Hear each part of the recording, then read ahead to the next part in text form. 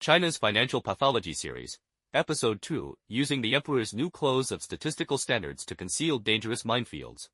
When bank losses can no longer be postponed, the solution is simple: use statistical standards to re-engineer reality. In popular imagination, data falsification means making up numbers. In reality, the more sophisticated method is to redefine terms, change statistical calibers, adjust dimensions, and split or merge indicators. The result is that data no longer point to real problems, but become a protective sheath to placate the public and deceive the world. In China, the non-performing loan NPL ratio has long been used to fabricate an illusion of financial stability. China claims an average NPL ratio of only 1.2%.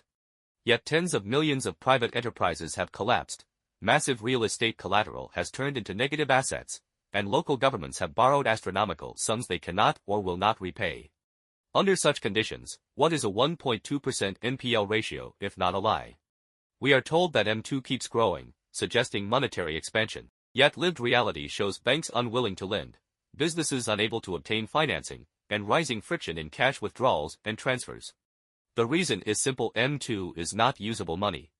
M2 grows, but money disappears. Funds circulate within the system, get trapped, or merely plug old holes. They exist statistically but are fictitious in reality. The data look fine, the system is breaking down. In a normal economy, data reveal problems.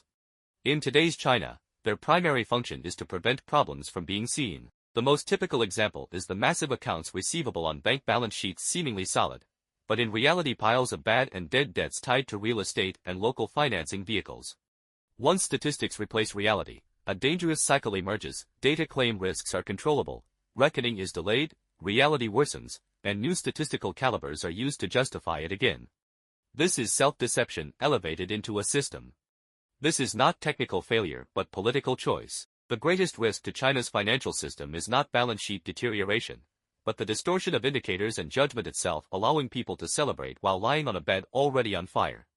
When hundreds of trillions in irrecoverable accounts receivable are known to be dead debts, yet officials still proclaim stability, is this the emperor's new clothes, or a full-blown pathology?